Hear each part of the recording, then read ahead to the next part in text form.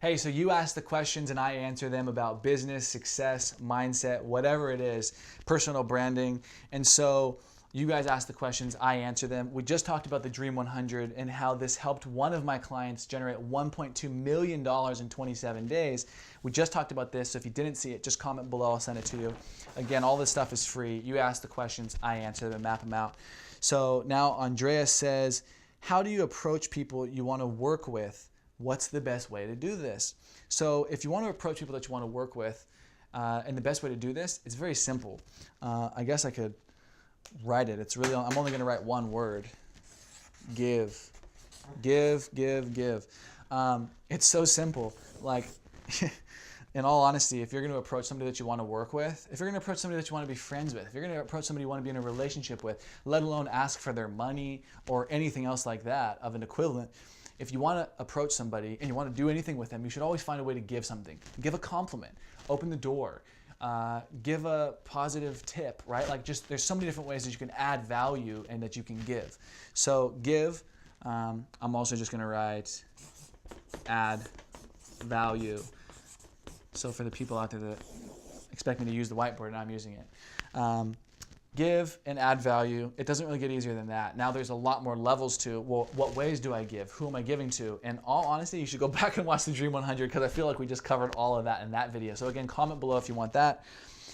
Rick says, how do you evolve from where you are to where you want to be? Great question, Rick. I think we're always going somewhere else. So for example, let's just say this is you now, and this is the timeline of which I'm going to write future. So where you are now, evolving from where you are now to where you want to be. Honestly, it's a simple question. You just have to realize a couple things. It depends on if I'm going to go like hardcore spiritual or not, because now is ever fleeting in the future, right? So now I'm not going to get into the whole timeline thing, but where you are now has to do with results. So the real question is, if you don't like where you are now and you want to be somewhere in the future, what we're really talking about is a gap between results. And so first thing we have to do is identify the results that you're producing now in your health, your relationships, your finances, your business. And once we've identified, because how do I evolve from where I am now to where I want to be? All we're talking about is what results do you have now? 1, 2, 3, 4, and you want them to be this result, this result, this result, this result. So where I am now is I'm overweight and I want to be shredded with a six-pack. You want to be very clear. So I'll write that as one of the things. Clarity. You want to have absolute clarity about what is the exact outcome and result that I want to achieve in this area. And so once you say, I want my health to look, here's my current health, here's my current finances, here's my current level. Maybe you don't want to be in a new relationship, maybe you want to be in a new one, maybe you don't have one and you want one, maybe you have one and you're happy with it, but you know it can always be better because everything can be better. And so you just identify all these different things: health, wealth, relationships, personal life, investment, portfolio, etc. There's all these different things, results I have now, and then I identify with clarity the results that I want to have in those areas. Now what we're saying is, how do I evolve from these results I'm getting now to ultimately evolving to having these results later? And then what we come down to is we have to have clarity on those new results, because you can't hit a target if you don't know what it is. So now we have clarity on the new result, but then there's a gap, and this gap's going to involve a few things. One, your mindset, which falls under the categories of your values, your beliefs, your model of the world. All of those things fall into your mindset. So what you value now has probably been a result of the way you think, feel, and behave. And so if I don't value having six-pack abs and being strong, then odds are I'm probably not taking the necessary action.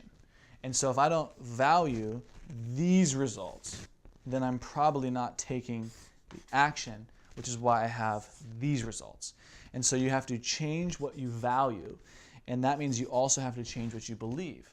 Because if you believe that it's okay to not have six-pack abs, it's okay, it's not going to really hurt my health, then you're going to have a value around that and say, well, if those things are true, then I don't need to value them very much. And so if you believe, for whatever, however you believe that health is not that important, then your values are going to be very evident within your action. So if you're not at the level of weight that you want, the strength you want, the health you want, it's simply because your values and your belief systems are not in alignment with creating that new action that needs to happen. If somebody values and believes that health is absolutely essential, then their actions show up as going to the gym a bunch, eating super healthy, making healthy choices. So when people say mindset, they're really talking about what you value and what you believe, because that's going to be obvious in your actions. A healthy person obviously has the beliefs and values that health is so essential, they have to make it a priority. And so they make healthier decisions in their actions. And as a result, that ends up being, well, I'll just keep it simple, the reason why they have those results and you have these results. Somebody who's financially successful values and believes different things than someone who's not successful or not at a certain level of success. And then the next thing is your model of the world. Your model of the world is, if I see the same exact thing as you, how do I still somehow perceive that thing different? You know what I mean? Law of relativity, Albert Einstein. Everything just is. And so your model of the world is, if I look at the same thing as you, but I see and feel something completely different, but we're both looking at the same thing, that's your model of the world. And so your mindset is really your model of the world, the way you see things to be as they are, and then your beliefs and your values. And so if you can really have, I'm going to just write another one on here. I'm not writing these in any specific order. I'm just writing them down as I feel like they're important. You need to have the awareness of what values, beliefs, and model of the world do I have now. And ultimately, this comes down to, I'm going to create a simple formula for you over here. So ultimately, to show you the same thing, here's where you are now. Here's where you want to be. Up here at the top, actually, we'll reverse engineer it. I think that'll be cooler. So down here is the destiny. You said, how do I evolve from where I am now to where I want to be in the future? Great. So you want to take control of your destiny. Now that we know that, how do we take control of our destiny? We take control by having our results and our outcomes.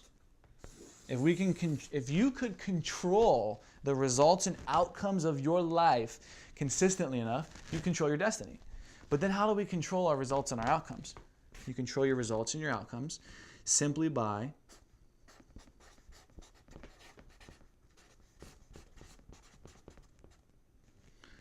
actions, decisions. With your actions and your decisions. But how do you control your actions and your decisions? Well, you have to ultimately control how you think, feel, and behave. Because think about that.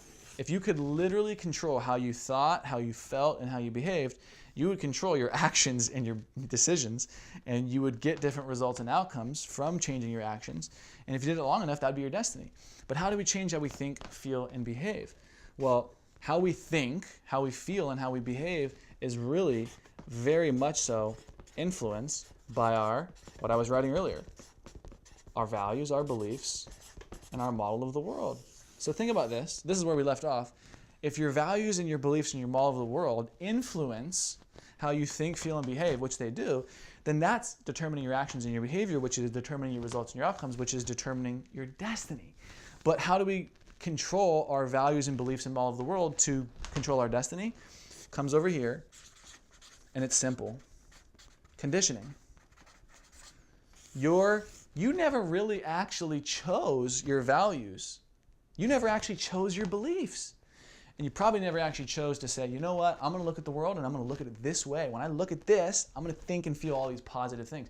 You've been conditioned, your parents, society, where you grew up, television, radio, music, movies, magazines, all of these things have influenced you. They've conditioned you to value certain things. Why do you think cultures in another place all tend to have similar values and beliefs and a model of the world? Why do certain cultures have the same values, beliefs, and model of the world? Well, because they've all been conditioned based on their environment. Think about that.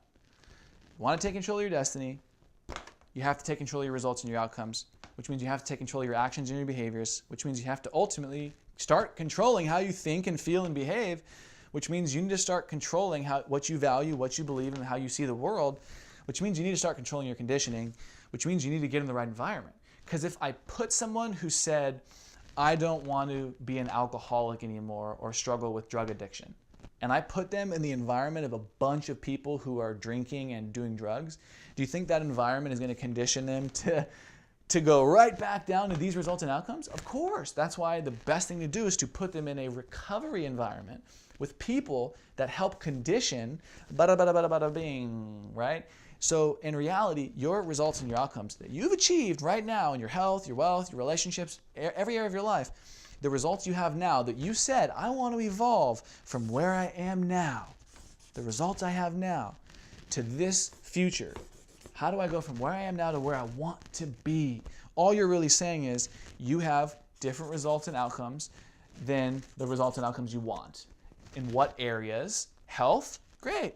Put yourself in the right environments to condition you to value health, to believe more of the proper things you need to believe about how important health is, so that your model of the world looks at everything health related as a positive, something that you think good things about, feel good things about, and behave in accordance with. Then you take the right actions and make the right decisions all around getting the results and outcomes you tell yourself you want, but you're still in the environment that conditions the wrong behavior. So if you want to go from where you are now, Rick, to where you want to be, then you simply need to get in the right environment that takes care of this whole process so the result that you want and the destiny you want happens automatically. Mic drop. We're going to end this segment right there. I answer your questions and go deep with you guys. You just have to ask them. Post in the comments below, and I'll be happy to answer your next questions.